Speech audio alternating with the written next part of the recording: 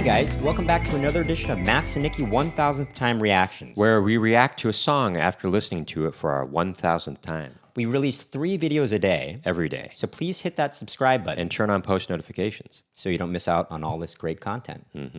What are we going to listen to right now, Nikki? We're going to listen to Creedence Clearwater Revival's Have You Ever Seen the Rain?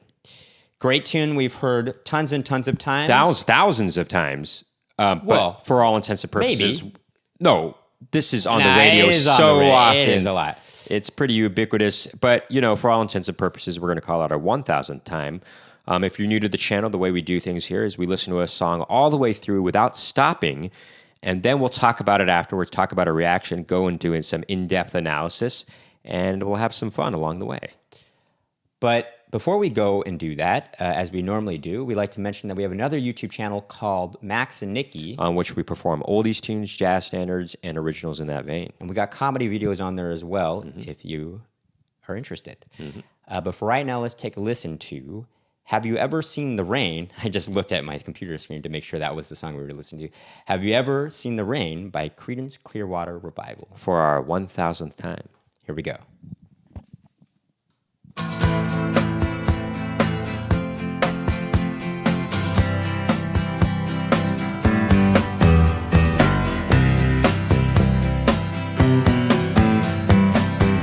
Someone told me long ago there's a calm before the storm. I know it's been coming for some time. When it's over, so they say it'll rain a sunny day. I know, shining down like water. I wanna know, have you ever seen the rain? I wanna know, have you ever seen the rain? Coming down Sunday. Yesterday and days before, sun is cold and rain is hot. I know,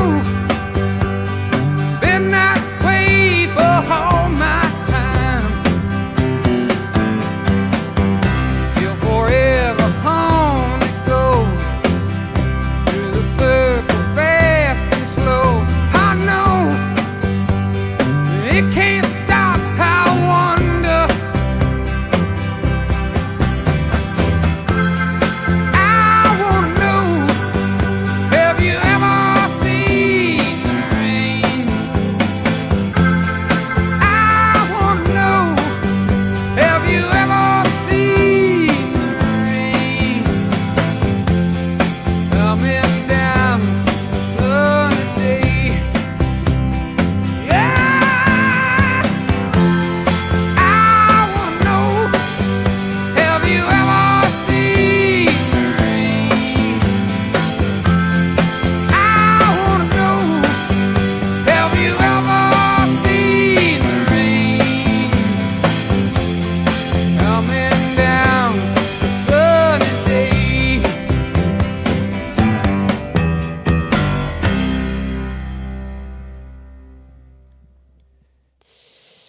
Do not underestimate the power of the organ. I know, Folks. yes. What a You great... know- it has this kind of, gospel kind of, spiritual kind of feel to it. It kind of actually And it- reminded it, me of it kind of Procol lends itself to this emotional Har- power to the song. Kind of reminded me of Procol Harum. What do they call it? Procol Harum. Yeah, Procol Harum. Procol Harum. Yeah. right. Well, I mean, a one lot song. of songs use. No, but the sound of it and the kind of the notes there it was playing What was too. kind of interesting. First of all, don't underestimate John Fogerty's powerful voice. I mean, Well, what's kind of okay. interesting about them. There's Hold on. but let's stay on the organ real quick. Okay. What I wanted to say is, a lot of producers, to make a sound kind of fill it out more, they'll put organ in there just to give the perception that the song is bigger than it is. It just Even it fills if you in the don't, space a even little if you bit. don't readily perceive the organ itself, Right. it's just added in there as a touch. And we do that too with our own songs sometimes when we're like, it's just missing an extra layer to fill the space, to almost glue everything together. Right. And the organ does that. And all Again, you need to do the is whole can help make. I mean, you can help make the whole greater than the sum of its parts. Sure. By adding the right parts. For and the organ isn't doing anything too complicated. They're playing very long notes. Often they're just single notes too. When it first entered, it was playing one single note for a very long time, and then it got to the chorus, Well, and then it kind of did this descending thing. But actually, I noticed just on that descending thing, what's kind of cool. I don't know if this was intentional, but it goes along with the bass. The bass is doing a descending thing as well, and you kind of hear John Fogerty's voice kind of I want to know. It's kind of soaring above and then coming down like the rain.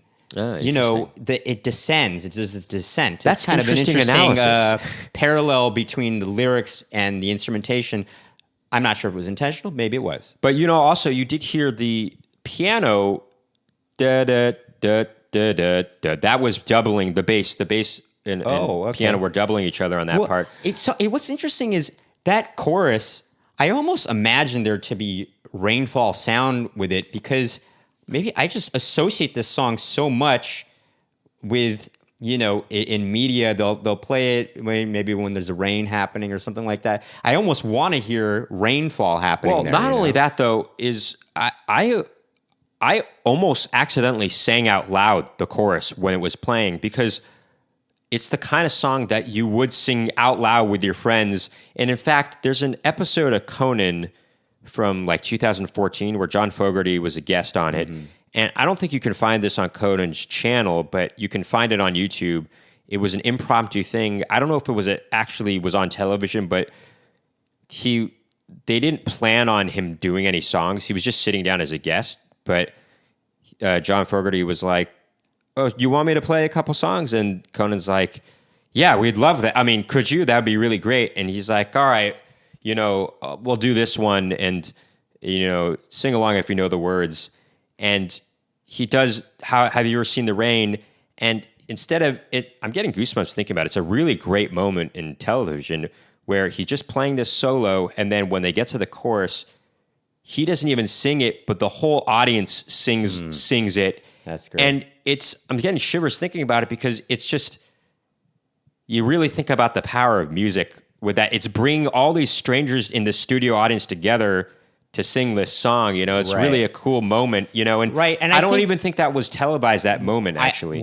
I think maybe part of the reason it wasn't, I don't know. I think it might be still this way. Does John Fogerty not own his own songs? I don't know. Correct. About that. I think there was something about that.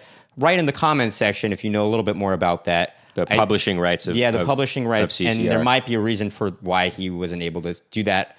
They didn't televise that, but also I think that makes it even all the more poignant that happened. That even if he doesn't own the publishing rights, it is his song. The people own it. The people, not just the people, but it is his song. He's the one that was able to create this forum for everyone to sing together. And he had the power to do that. And I think that just makes it more powerful. It's like, oh, that's too bad he doesn't own his own stuff. Sure.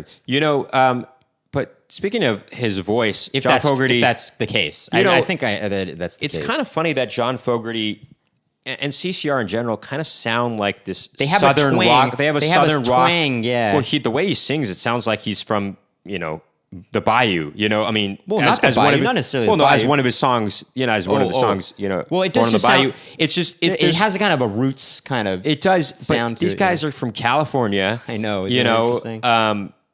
And if somebody were to sing like that now, a new artist, would you feel like that's so phony in a way, or what?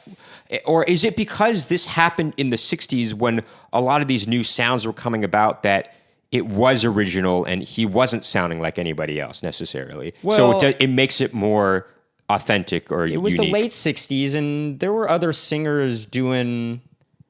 I guess there was Janis Joplin.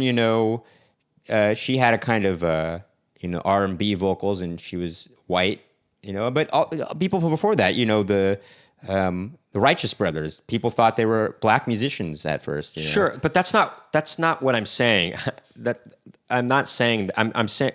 Well, to a degree, I am, but I'm saying that he just sounds more like he's He Southern comes from the South, when yeah. he's from California. Well, I you know? think he just was probably influenced by maybe country music or. But it's so whatever. interesting is that you can't hear it any other way. I mean, that kind of voice belongs to this kind of song, Right, but you know? it is interesting. I mean, it was sort of novel at the time, late 60s. I mean, how many people were singing?